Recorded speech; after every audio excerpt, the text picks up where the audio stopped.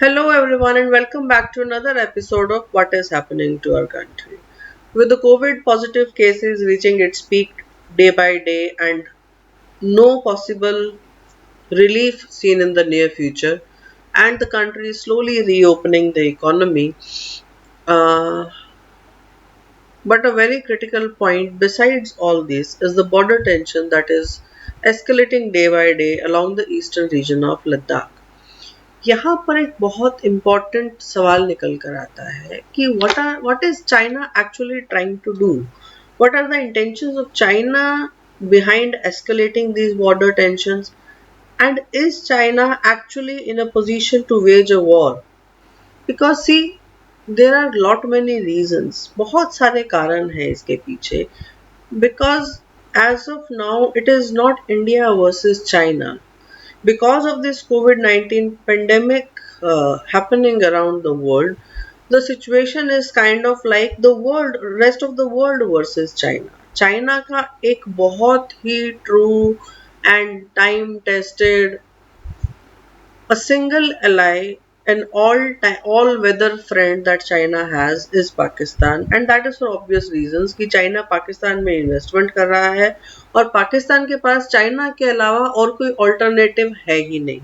Because as in the recent turn of events OIC में जो Pakistan Islamophobia का कि इंडिया में इस्लामोफोबिया है ये पोर्ट्रे करता था, now they have negated that.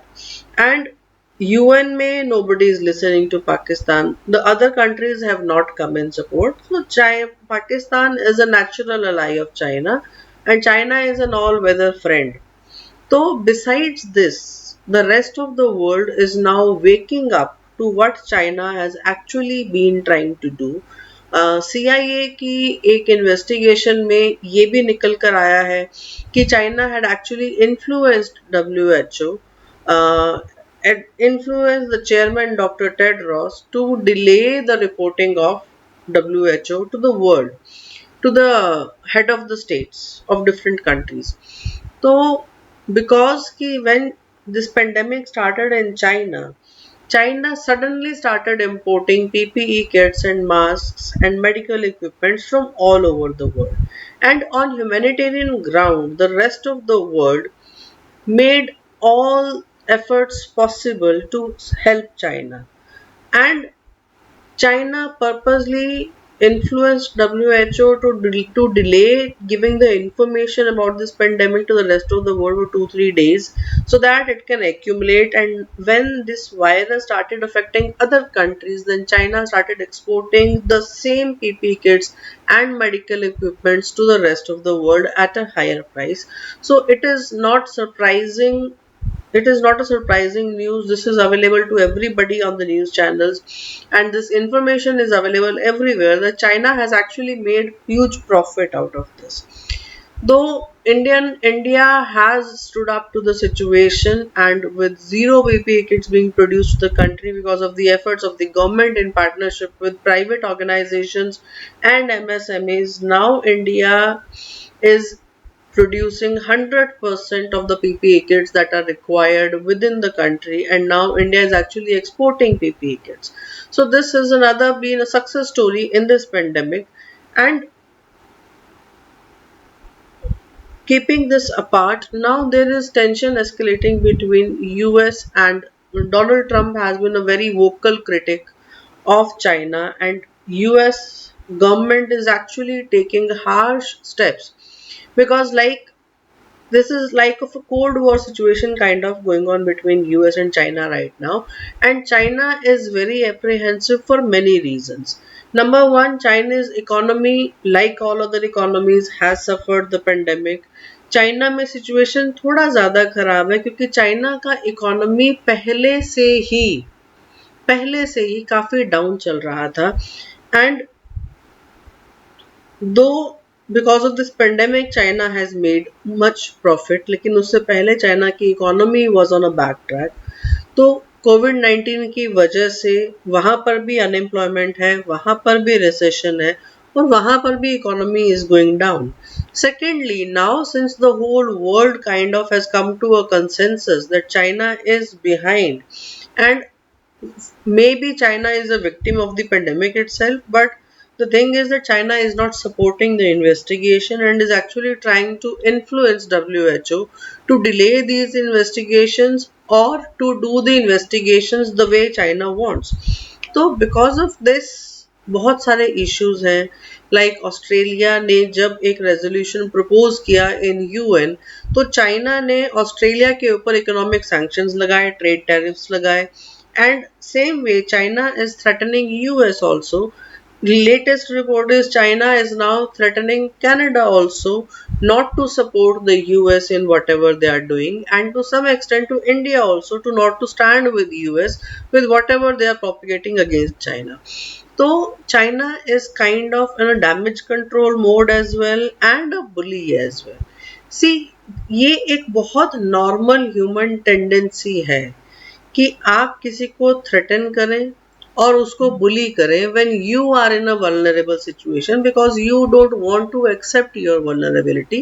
ये normal human psyche है. हम सभी ऐसे हैं कि अगर हमारी गलती है और हमें अपनी गलती नहीं माननी है तो the only way is to show aggression. कि when you will bully somebody, people will back off and people will don't ponder you. तो it is that kind of a situation. कि China is in a vulnerable position. The people of China are asking questions which China is not comfortable answering, and this is a way. This is a way. Maybe China wants India to fire the first bullet so that it can justify its people and people stop asking the government any questions regarding this. And see in war times ये एक बहुत common वो है कि क्योंकि हमारा affiliation अपने country से है, we feel belonged, this is our identity that we are Indian. So in war times even those who are critical of the government they come and support, because अभी बात हमारा इंटरनल मैटर हम कभी भी solve कर लेंगे, but national integrity can not be, national integrity को हम नुकसान नहीं पहुंचा सकते. So China is expecting the same thing out of the situation because people, citizens of China are now against the government and they are looking for ways to hold the government legally accountable for the death of their kith and kin. तो they also want answers. और अगर ये war like situation होता है, like any other country, the citizens will come in support and will actually support the government in whatever the government has to do. तो ये एक बहुत बड़ा रीजन है. लेकिन अगर ये पेंडेमिक ना भी होता, ठीक है, just in case imagine there was no pandemic situation like Doklam में 2-3 साल पहले हुआ इन 2016. जब डोकलाम में हुआ, इवन देन एग्रेशन दोनों साइड से था and it was for a good 70-72 days. लेकिन ये वॉर लाइक सिचुएशन नहीं हुआ. Maybe same thing is happening here, क्योंकि China is showing aggression, we have to match up to China. हमारा problem ये है कि हमारा पाकिस्तान बॉर्डर भी डिस्प्यूटेड रहता है, तो we have to pay attention there also. क्योंकि ये एक बड़ा कॉमन कंसेंसस है that if we are in a situation with war with Pakistan, China will never interfere directly. Maybe it will support Pakistan from the back end, लेकिन directly China कभी confrontation में नहीं आएगा because of the economic ties we have with China. तो पाकिस्तान से अगर war होता है, China will not come directly in between. लेकिन अगर चाइना से वॉर होता है, तो since Pakistan has to prove its loyalty to China, Pakistan is ever ready, क्योंकि अगर उसको लड़ना भी है तो हथियार और पैसा उसको चाइना नहीं देना है. तो this is a little tricky kind of situation.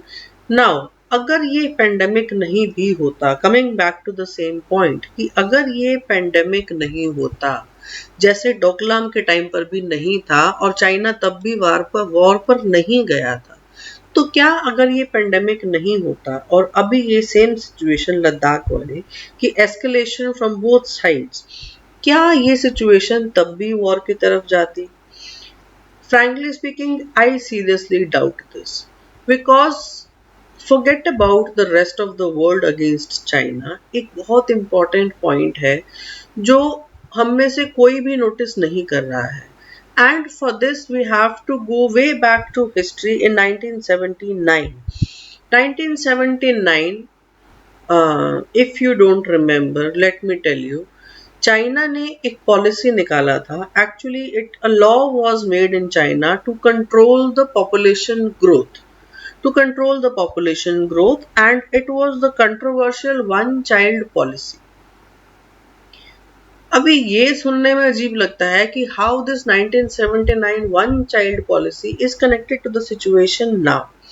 C, one child policy कहने को बहुत सिंपल लगता है, but that actually meant that every couple can legally have only one child.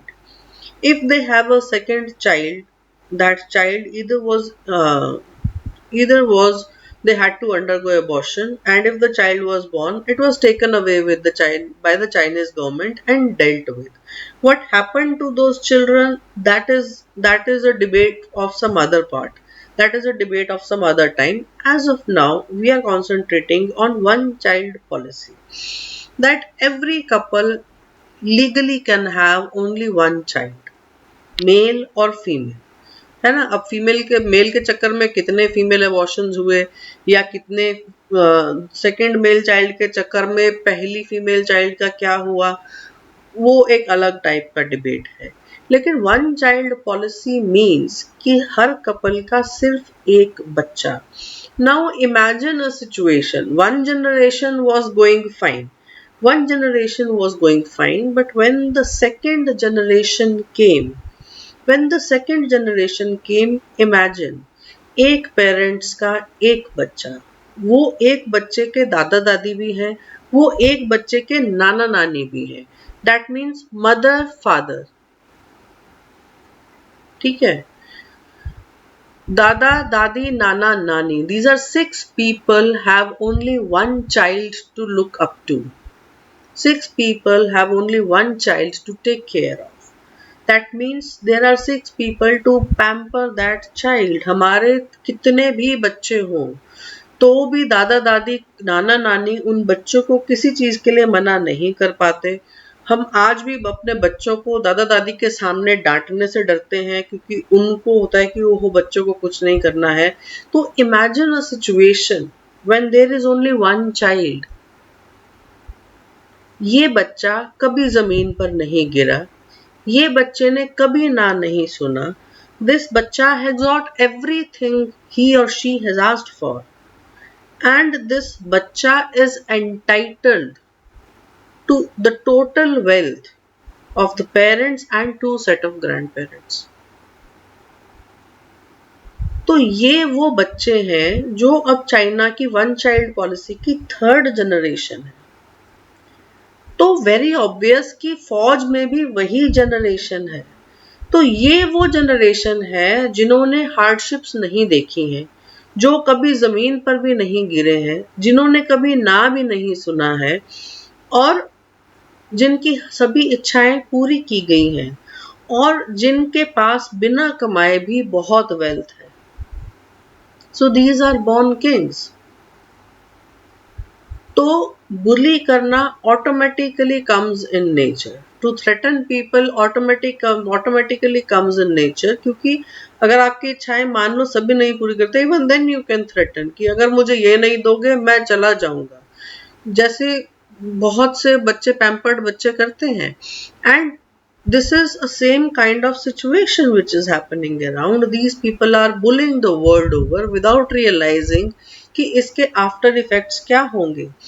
एक ये बहुत बड़ा पॉइंट है कि ये जो चाइनीज आर्मी है, प्रेजेंट आर्मी, सी, चाइना ने 1967 में इंडिया के साथ जो वॉर हुआ, एक बहुत बड़ी प्रॉब्लम है कि जब भी इंडिया चाइना वॉर की बात आती है, 1962 सब याद रखते हैं कि इंडिया हारा था because of whatever regions.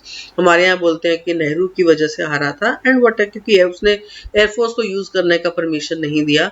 But keeping that aside, nobody talks of 1967 war which happened between India and China, जिसमें इंडिया ने चाइना को हराया था.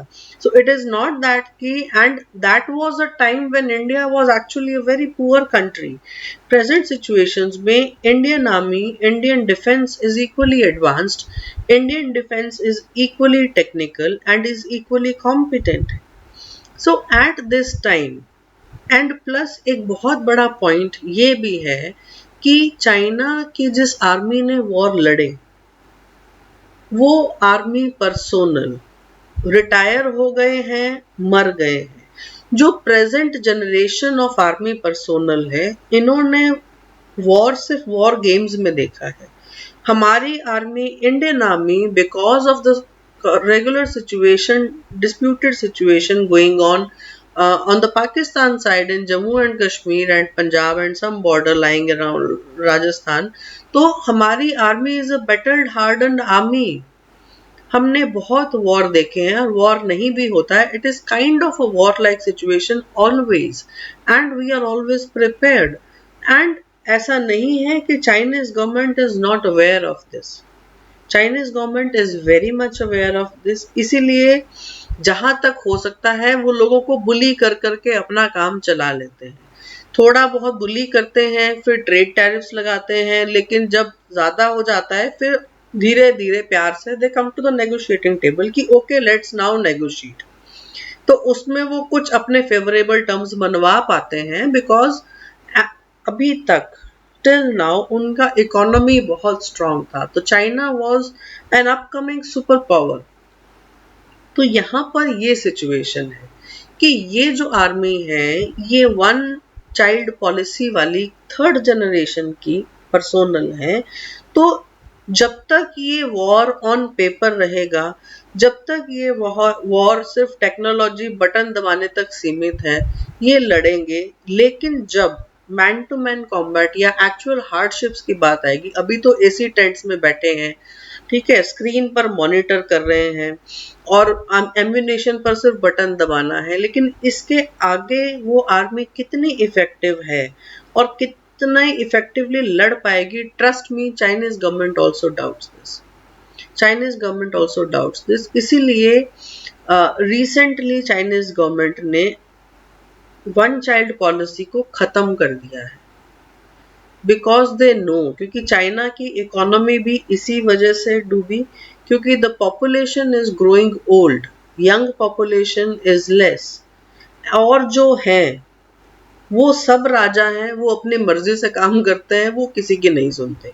उनका मन करेगा तो वो काम करेंगे, नहीं तो वो नहीं करेंगे। तो ये एक बहुत बड़ा प्रॉब्लम है चाइना का, कि चाइनीज गवर्नमेंट भी अपने मिलिट्री को एक हद तक ही पुश कर सकती है, उसके बाद उसके ऑर्डर्स माने जाएंगे या नहीं माने जाएंगे ये कोई नहीं जानता है। तो इसकी वजह से वन चाइल्ड पॉलिसी खत्म की गई and now Chinese actually can have more than one child. लेकिन ये दो बच्चे जब होंगे और जब ये बड़े होंगे, that will take another 20-25 years। वो जनरेशन को बड़ा होने में टाइम लगेगा, प्लस जो माइंडसेट इतने सालों में इस्टेब्लिश हो चुका है, वो माइंडसेट को चेंज होने में और ज्यादा टाइम लगेगा, क्योंकि जब दो बच्चे होंगे तो दूसरा बच्चा इज एक्सट्रीमली लव्ड चाइल्ड, क्योंकि वो इतनी जनरेशन्स के बाद एक दूसरा बच्चा है। तो माइंडसेट चेंज होने में भी टाइम लगेगा। This is the reason I am saying कि आई रियली डाउट कि चाइना एक्चुअली इस टाइम पर, जब पेंडेमिक ना होता तो भी बहुत डाउट है मुझे कि चाइना शायद की वॉर एग्रेशन करेगा और China will be escalating it towards the actual war. But since this pandemic situation is going on, and now when the world is eager to jump over to situations, तो ये एक बहुत बड़ा question mark है on China's intention. Maybe China's intention is just to bully कि Indians अपने आप पीछे हट जाएंगे या अपने आप अपना infrastructural growth whatever is going on उसको रोक देंगे या उसकी डिमांड्स को मान लेंगे। अदरवाइज क्या होगा, aggression as of now is continuing. वहां से भी हैवी मशीनरीज और पर्सोनल आ रहे हैं, यहाँ पर भी हैवी मशीनरी पर। ऐसा नहीं है कि Indian army is not prepared, we are just waiting for them, whatever they are doing we are matching up to them. तो इट इज नॉट लाइक कि वी आर इन कि हम back foot पर हैं। ऐसा नहीं है कि हमारी आर्मी कैपेबल नहीं है, दो again I say we are always known for कि हमने कभी भी वॉर को इनिशिएट नहीं किया है, बट दैट डजंट मीन्स कि anybody can come and take advantage of us. We are very capable to defend our borders. We are very capable to save our national integrity. तो ये situation escalate हो रहा है. डोकलाम के time पर भी यही रिपोर्ट आ रहा था, आज वॉर हुआ, कल वॉर हुआ, उधर से एग्रेशन, उधर से aggression, and it carried on for good 2.5-3 months. तो अभी भी सिचुएशन दो काइंड ऑफ एस्केलेशन थोड़ा ज्यादा है in terms of the equipment which the both the armies are having at present at this point of time and the number of personnel, but more or less the situation seems the same. And again I say I doubt ki is China actually capable of waging a war like it proclaims. Please ponder this over, please give it a thought, and we'll be happy to discuss in the comment section. And please don't forget to subscribe to this channel and hit the bell icon so you get the notifications of the videos as soon as they are uploaded. With this thought, I leave you today. Till we meet next time, till then, stay safe, use masks, maintain social distancing. Take care, see ya.